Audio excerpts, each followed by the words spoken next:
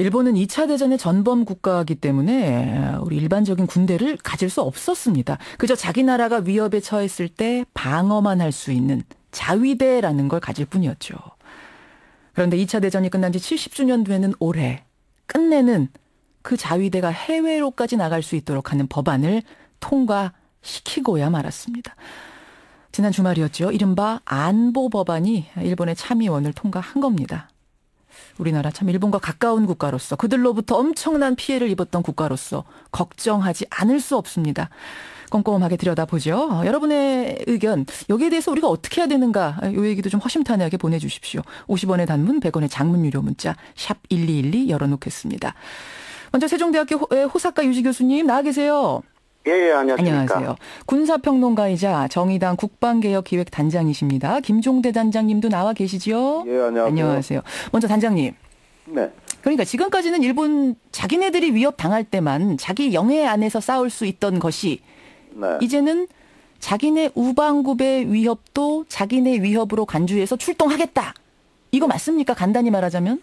예, 그게 바로 그 집단 자위권이라는 겁니다. 예. 이제는 해외 어디서든 무력 사태에 개입할 수 있다. 또 중요 사태 역량법이라고 미군의 어떤 작전을 지원한다는 명문으로 일본 밖에서도 작전할 수 있다. 예. 이렇게 해가지고 한마디로 군사력 사용의 제한을 다 없애버린 거예요. 그 예를 들어서 우리나라에 뭔가 위험한 상황이 발생했어요. 그럼 일본이 우리를 우방국이다, 한국을 우방국이다 하고 하면서 개입을 할 수 있다는 얘기인가요? 물론 전제는 있습니다. 우리의 요청이 있고 동의가 있을 때 한해서라고 돼 있는데 예. 사실은 요청할 수밖에 없고 동의를 구할 수밖에 없는 상황이 발생할 수 있거든요. 그게 무슨 말씀이세요? 그것은 북한의 위협이 이제 급박한 유사시에 일단은 우리가 한일 관계를 고려하지 않고 미군의 작전을 원활하게 해줘야만 한반도에서 전쟁 수행이 가능할 수 있잖아요. 이럴 경우에는 일본이 하나의 어떤 참전국으로서 들어올 수 있다는 얘기입니다. 지금 한반도의 전쟁 체계는 미군이 일본을 기지국가로, 즉 병창국가로 해서 한반도의 전쟁을 수행할 수 있는 체제입니다. 미국과 일본이 긴박하게 아주 긴밀하게 연계되어 있는 상황이다. 거의 한 배처럼 움직이고 있다. 한 배처럼 움직이고 있다. 그런 상황에서 우리나라의 어떤 유사가 어떤 전쟁 같은 상황이 발생하면 미국은 당연히 일본에게 요청할 거고 일본은 그러면은 못 이기는 척하고 개입할 거다 이런 말씀이시군요. 못 이기는 척이 아니라 좋아라고 하겠죠. 예. 좋아라 하면서 개입할 것이다. 근데 일본 정부는 뭐라고 하냐면은 아무리 그래도 한국 정부 요청과 동의가 있어야 된다. 미국이 문제가 아니라라고 말하는데 결국 우리 정부도 오케이 할 수밖에 없다 이렇게 보신다고요? 저는 그 얘기 하나마나 한 얘기라고 보는데요. 사실은 미군의 작전을 절대적으로 필요하는 한국의 입장에서는 미군도 작전에 도움이 된다는데 더군다나 미군이 한반도에 앞으로 전진 배치하고 발진하는 기지가 대부분 일본이 됩니다. 앞으로는. 7공군 사령부가 이제 일본에 주둔하고 있는 주일 공군하고 협력할 것이고 그다음에 해군은 요코스카에서 발진하는 미 7함대 전력이 주축이 되거든요. 그러면은 일본이 하나의 기지국가로서 역할을 안 하는데 어떻게 미군이 작전 수행이 가능하겠어요. 이러다 보면은 이게 일본하고의 어떤 우리 정치적 관계를 고려할 여유도 없이 그 국제전의 구조로 그대로 들어간다. 국제전으로. 어떤 분들은 지금 질문 주시는데 그런 우리가 굉장히 어려운 상황에 처했을 때 미국 도움도 받고 일본 도움도 받고 그러면 괜찮은 거 아니냐? 우리가 너무 우려하는 거 아니냐라고 2457님 문자 주세요. 거기에 대해서 어떻게 생각하세요? 그렇게 해서 이제 과거에 우리 역사적 경험을 보면 청일전쟁이 일어난 거죠. 우리가 동학농민전쟁을 조선정부가 진압을 못하니까 급해서 일본에 요청을 했고 또 그다음에 청일전쟁 때는 조선이 자주 독립국이라는 걸 지켜준다는 명분으로 들어왔는데 다 우리 동의 받고 들어온 겁니다. 우리 동의 받고 너희들이 지금 긴급하니까 우리가 도와줄게 하면서 도와주는 척하고 들어왔다가 그냥 눌러 앉아버렸다 이 말씀이시죠? 그렇죠. 항상 이 지정학적인 문제라는 건 뭐냐 하면은 지정학적으로 한국이 주변국의 어떤 위협에 노출이 됐을 때 어떤 한 국가가 이제 개입을 선포하게 되면 나머지 국가도 자동으로 개입하게 되는 구조란 말이죠. 그렇죠. 그런데 북한이나 중국이 예컨대 한국을 위협한다고 생각을 해보세요. 그러면 일본의 어떤 개입이라는 게 당연하고 합리화된다는 것이죠. 아하. 이게 한 지난 100년간의 역사이기 때문에 한국에 대한 트라우마를 걷어내지 않은 상태에서 일본의 개입 가능성을 이제 과시하기 시작했다. 이건 뭐냐면 우리한테 굉장히 중요한 문제고 주변에 없었던 국가가 새로 하나 생긴 것이나 마찬가지라는 거예요. 그 정도. 그 정도의 위험까지도 우리는 느껴야 한다는 말씀. 이건 지정학적 변동이다. 이렇게 얘기해도 과언이 아닙니다. 근데 외교부에서는 이 우리 측 요청이나 동의 없이는 절대 안 된다. 용인될 수 없음을 분명히 밝힌다. 네. 이렇게 얘기했는데 이거 그 외교부가 너무 아니란 겁니까? 그러니까 저는 좀 아니랄 뿐만 아니라 말장난이라고 생각이 되는 거죠. 말장난? 예. 지금 그 한미일 3국의 전쟁 수행 체제를 국민들이 전혀 모르지 않습니까? 예. 우리가 어떤 절차, 방식, 수단을 가지고 앞으로 한반도에서 전쟁을 하는 것이며 이것이 북한을 넘어 중국까지 견제하게 되리라는 정확한 내막을 우리가 지금 잘 모르고 있어요. 예. 그런데 미국은 뭡니까? 본인들의 어떤 군사적 힘이 계속 줄어들고 있으니까 그 공백을 일본을 앞세워 메우겠다고 하는 거잖아요. 중국 견제하는 거죠? 그렇습니다. 일본 끌어들여서. 그렇다면 한미일 간의 군사협력의 내용과 양태가 달라지고 있기 때문에 예. 이런 가운데서 일본이 전쟁 수행 국가가 됐다는 뜻은 뭐냐.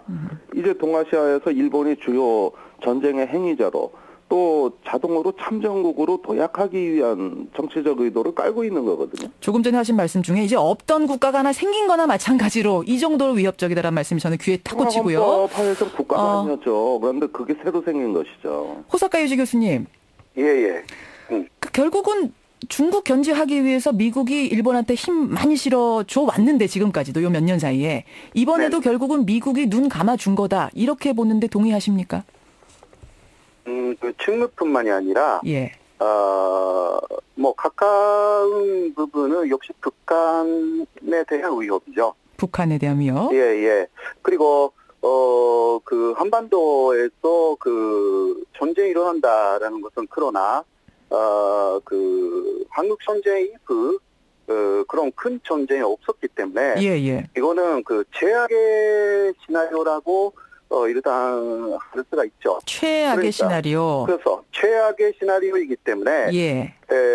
그 주변국하고의 평화 체제가 계속 구축된다면 예. 그리고 북한이 현재 쉽게 한반도 그 남한을 공격할 수 있는 그러한 상황이 아닙니다. 물론 그 극치적인 그 공격은 있다 하더라도 그런 극치적인 그 북한의 공격에 일본이 개입할 리가 없는 것이고요. 일단 논리상으로는 일본의 개입이라는 것은 미일 동맹 입장에서 예. 충분히 있을 수가 있지만 그러나 그 현실적인 전쟁이라는 그 사태를 생각할 때 예. 그렇게 간단하게 그 일본이 한반도에 상륙될 그러한 사태가 오지 않을 것이다. 물론 올 수도 있지만 그때는 그 6.25가 일어났을 때처럼 굉장한 피해가 한반도에 있기 때문에 그것은 처음부터 우리 한국 쪽에서 막고 있다라는 입장이기 때문에요. 예.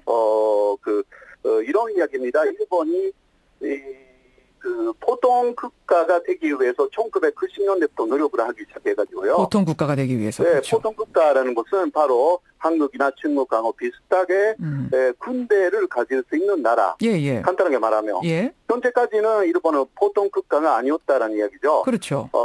그 전범 국가로서 군대 자체를 가질 수가 없는 자위대라고 해도 예. 전수 방위만 할 수가 있고 공격을 전혀 못하는 그러한 개념이었기 때문에 예. 거기에서 바뀌지 않으면 국제 공헌 자체를 하지 못한다. 예. 일본은 그런 식으로 생각을 해왔거든요. 그렇죠. 그리고 또 미국의 요청도 많이 있어가지고요. 그 일본 내에서도 과거 전범 국가가 된 곳에 대한 대단한 그 열등감이 심했어요. 전범 국가라는 사실에 대한 열등감 이런 것들이 복합적으로 돼서 오늘의 이제 이 법안이 통과된 거란 말씀인데 두 분의 뭐 의견 중에 조금 다른 점은 있습니다. 그러니까 호사카 유지 교수는 국지전 같은 게 발생했다고 해서 막 출동하고 이러진 않을 것 같지만 한번 출동했다 하면 그때는 뭐 어마어마한 전쟁이 될 거다. 이런 예측을 최악의 시나리오는 그쪽이다. 이 얘기를 지금 해 주시는 겁니다. 저 호사카 유지 교수님. 네. 지금 일본 내에서도 반대가 심하다고 그러는데 이게 그냥 일부의 반대입니까? 진짜 전반적인 반대입니까? 지금 60%가 반대하고 있다. 60%. 그렇게 생각하시면 될 것 같습니다. 아니 그럼 60%가 반대를 하는데 아베 정권은 네. 왜 밀어붙이는 거예요? 그래서 아까도 조금 이야기를 했습니다마는 예. 1990년에 그 거룹 전쟁이라는 게 있었지 않습니까? 예. 그거는 그 제1차 이라크 전쟁입니다. 이라크 전쟁? 이라크 전쟁. 예. 그 1990년에 있었습니다. 걸프전. 네, 그때 연합이 발동돼 가지고 그 이라크하고 싸웠는데 그때 일본은 그 160억 달러나 돈을 투자해가지고 돈만 많이 지원을 했습니다. 군대는 못 나가죠. 돈만 지원했죠. 예. 예. 네, 그때 국제적인 그 평가가 아주 낮았어요.